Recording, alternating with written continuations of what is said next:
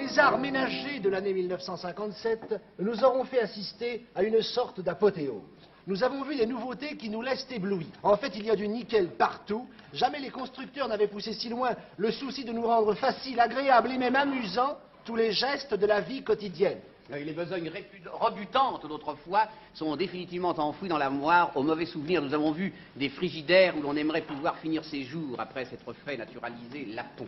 Nous avons vu des cuisinières si confortables, dont les fours sont si confortables qu'elles nous font regretter de n'être pas nous-mêmes tarte aux prunes. Et dans le monde entier est née une saine émulation. D'ailleurs, les plus infimes ustensiles sont l'objet, si j'ose dire, de la sollicitude des spécialistes. Ainsi tenez, à New York, on peut trouver une brosse à habits dont le dessus forme boîte pour contenir les boutons de manchette. À Rio de Janeiro, on trouve des savons ronds dans lesquels est passé un cordon souple, ce qui permet d'accrocher le savon au robinet de la baignoire ou de se le suspendre autour du cou après y avoir glissé le portrait d'un être cher. À Londres, on vend des savons en forme de scaphandrier avec casque en plastique et tubes de caoutchouc qui plongent et qui remontent à la surface à volonté. Les magasins de Copenhague présentent un mixeur, messieurs, à 2 vitesses, qui, en plus de ses applications habituelles, brosse les chaussures, pollue l'argenterie, pèle les pommes de terre et perce des trous dans les murs. Mais les quincailliers de Rome offrent des écumoires sans trous. On ne sait pas encore très bien à quoi ça peut servir, mais nul doute qu'un de ces jours, on trouvera. Et n'oublions pas surtout la fameuse cuisine de l'an 2000, la cuisine de l'avenir, où vraiment tout a atteint un point de perfection absolument inouï. Le gigot lui-même répond au téléphone pour vous dire à quelle heure exactement il sera à point. Après avoir énuméré toutes ces raisons que nous avons d'être émerveillés, nous n'en sommes que plus à l'aise pour exprimer, messieurs, un regret. Jusqu'à présent, on n'a encore rien fait pour l'assiette. L'assiette est un objet ridicule, fragile, encombrant et démodé. Je sais, on dira que le problème a déjà passionné les professionnels et qu'ils ont mis à notre disposition, par exemple, des assiettes en matière plastique. Ah, bien sûr, elles sont incassables, mais il faut tout de même les laver. Les spécialistes ont mis aussi à notre disposition l'assiette en carton qui est si pratique pour les campeurs. En ce sens qu'on peut l'abandonner après l'usage, n'est-ce pas? Mais elle laisse des pique-niques passés un souvenir assez écœurant. On pourrait sans doute remettre à l'honneur l'écuelle du Moyen-Âge taillée à même dans le bois de la table. Oui, mais il faudrait laver, vous comprenez? Mais enfin, à quoi bon revenir en arrière? Non, la solution était ailleurs.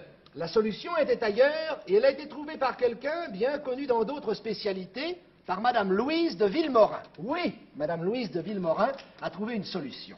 Et ce sont les prototypes de ces nouvelles assiettes que nous allons vous présenter aujourd'hui en avant-première à la boîte à sel. Vous voyez en ce moment un couple de Français moyens. Parvenu au terme de son repas, ce couple est en train d'ingurgiter une modeste compote. Pour notre démonstration, bien sûr, nous aurions aimé utiliser un dessert plus fastueux. Mais les temps sont difficiles et les économies préconisées par M. Ramadier nous obligent à lésiner quelque peu sur l'accessoire. De toute façon, la question n'est pas là. Nous vous prions maintenant d'ouvrir tout grand vos yeux, car nous arrivons au point culminant de notre démonstration. L'assiette de Madame de Villemorin ne laisse aucune trace. Elle ne demande pas à être lavée, elle est comestible. Dès que vous avez fini de dîner, vous mangez votre assiette. Elle est en gaufrette, à la vanille pour les petites filles, au chocolat pour les papas. Ainsi que l'indique Madame de Villemorin, si vous n'avez plus faim, vous la donnez aux chiens. Et si vous n'avez pas de chien, vous l'émiettez pour nourrir les oiseaux. Les personnes charitables pourront aussi faire manger leurs assiettes sales par des pauvres. L'assiette Villemorin est légère à l'estomac et n'empêche pas de goûter aux autres mets du menu. Comme dirait M. Allan, le spirituel chansonnier, une assiette comme ça, il n'y a pas de quoi en faire un plat.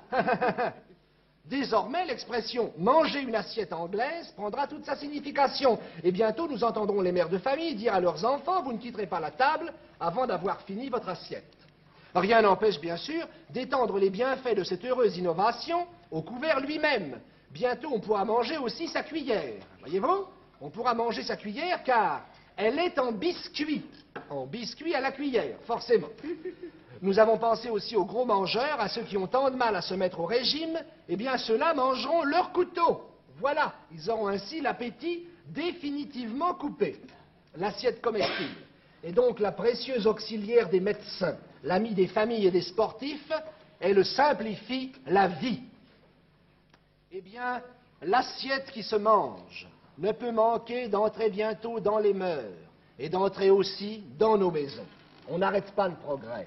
Aussi, dès aujourd'hui, faites comme nous. débarrassez vos intérieurs, vos vaisseliers, vos armoires de ces objets encombrants, fragiles et démodés. Faites place nette. Libérez votre maison. Voyez, vous n'avez qu'à prendre vos aspects, qu'à les jeter en l'air. Voyez.